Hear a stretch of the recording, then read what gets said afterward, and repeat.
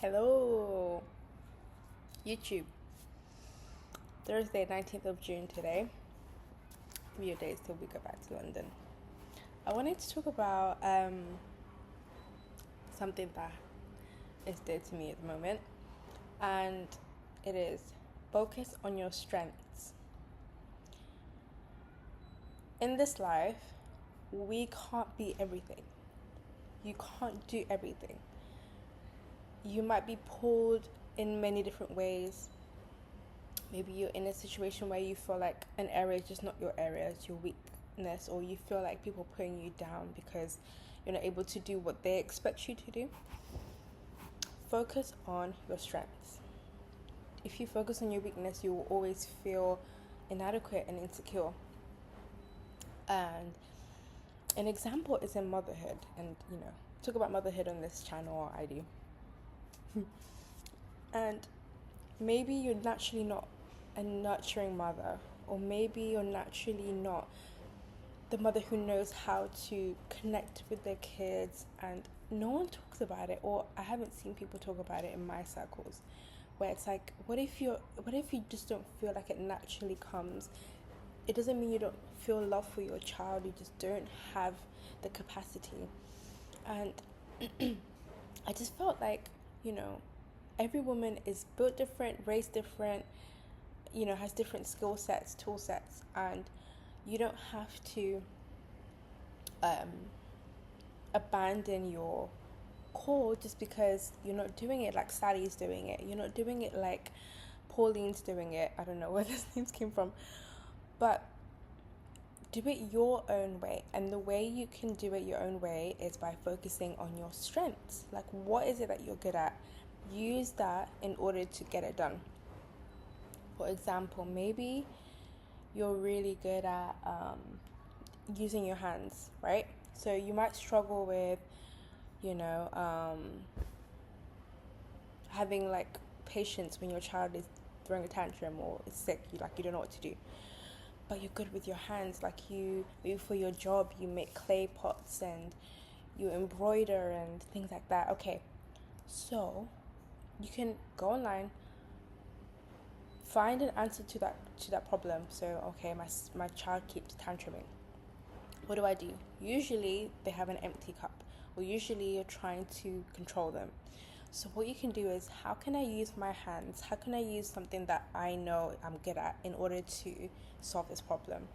So maybe you and your son can make clay pots together, or you and your daughter can paint together, or you can teach them how to embroider, or bring them into your world to see, like, oh, look, this is what I do. And I feel like if you do that, then not only will you feel like your cup is being full, you feel like you're filling your child's cup. Obviously, if they're tantruming, you're not going to grab them and try and make clay pots.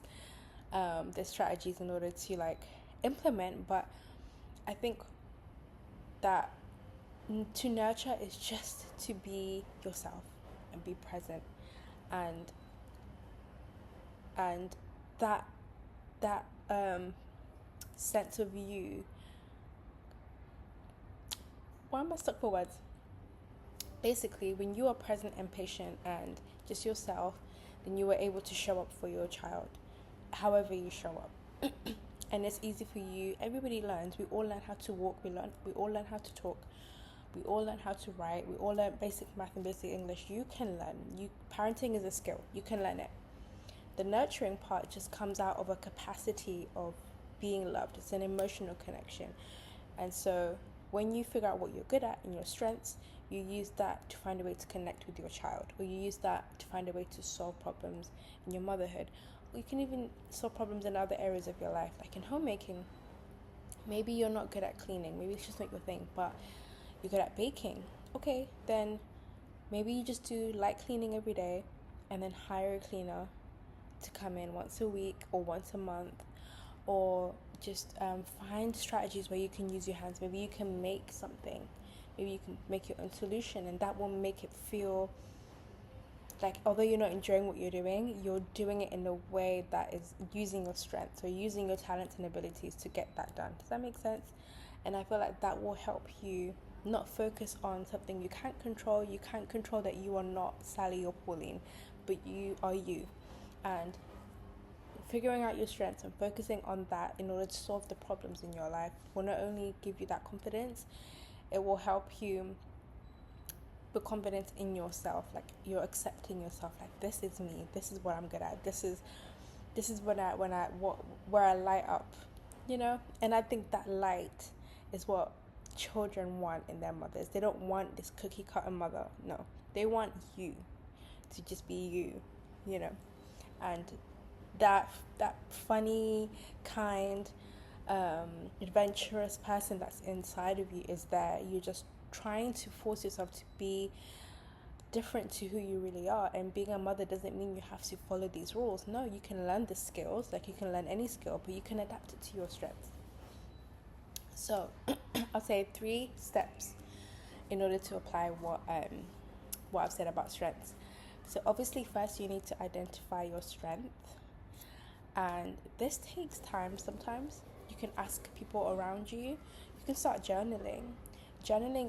All it is just capturing your thoughts, capturing the day. And when you do that, you can pay attention to it, because sometimes things happen and you don't even notice. You don't really notice what you're thinking, what you're doing. But it's like reviewing your day. Like, how did today go? How did I feel? But it's for you to be able to kind of figure out yourself, like read yourself, So you can journal. You can ask somebody around. I think there's quizzes you can do online, but you can just think, what do you do that's so easy? What do you do that lights you up? Those are your strengths and natural abilities. So the first thing is to identify. And then the next thing is, any issue that you have in your life, what you want to do is you want to get really granular with that problem. So really figure out what the issue is. So let's go back to tantruming. If your toddler is tantruming, you need to figure out what is actually causing the tantrums, because is it hunger? Is it tiredness? Are they unwell? Is it maybe they have empty cups, so they need connection? If you just throw a solution on there that you think is going to work, it won't work, because that's not what's really causing the problem. So you need to get granular with the problem, and the best way is to research. Like I said, everybody can learn. Up until this point, you have learned so much. You have learned how to speak fluently. You have learned you've probably done your GCSEs or your SATs or whatever country you're from. If you manage to do all of that, you can do this. You can learn parenting. So figure out, Google causes for tantrums, and then just next step, process of elimination, just to figure out, okay, is it hunger? Sometimes it's hunger. That's why journaling is so good, because you can kind of figure it out and try and pay attention to the day. So after you've kind of defined the problem, like, okay, they're not hungry, they're not tired, they're not unwell, they have an empty cup, okay, then you can know what to do. Because if they were hungry, you just know, okay, maybe I need to feed them more often, I need to incorporate snacks, maybe it was just an off day and they need more sleep, and you can implement some sort of plan. Let's do with number 4. So let's do with the 4th thing I said, which is emotional emptiness. So if they're feeling emotionally empty, I think the best way you can do it is use your strengths and skills to connect with them, because your cups are being filled and you connect. Like in a relationship, it's give and take, right? It's the same with your child. And as a parent, you will initiate it. So you will come down to their level and just watch them play. Have time where you're not doing anything. Have time where you're not rushing anywhere, and just watch them play. Just color with them. Don't tell them anything. Don't tell them to do anything. Just naturally do what they naturally are doing, or play with what they're naturally playing with. Then you start to notice little things like, oh, he's really good at that. Oh, she really likes this. And if they can talk, you talk with them and go, this is cool. And you just are there to listen and to understand. So you want to understand them first and try and figure out who they are as a person, not just knowing it from other people or knowing it, like just as a by the way, but just getting to know the child. And then you can figure out that one thing. There's usually one big deposit you can put into somebody. There's still one big thing, one big desire they have, one big toy they really want, or toy they really like playing with, activity they really like doing. And then you're going to fill their cup with that activity, with the end in mind, which is you're going to eventually bring them into your world. You're coming into their world. So, of course, it's going to take pouring out. But then, once they start feeling connected with you, they're going to want to join in with you. Mummy, what are you doing? And then now you can start to do things together, because now they feel full. And sometimes children are already full. They just want to connect with you, and you can do that straight away. But my point is, in that particular scenario, use your strengths and your natural abilities and your interests. Like, don't abandon yourself for motherhood. Like, you can do both. In fact, you're supposed to. You take the skill and you apply it to your own life. And that's how you won't be burnt out. You build confidence and you build like meaningful connections. So don't be downcast if you feel like people are putting you down because you can't do something. First of all, you can learn anything. That's a skill in itself. But you can learn anything. You have learned so much up until this point. And number two, what is your strength? What can you use to get done what you need to get done? What motivates you to get things done? Use that to get the thing done that you need to get done, or to solve the problem you need solving. Okay? Anyway, long one today, but hope you stay blessed.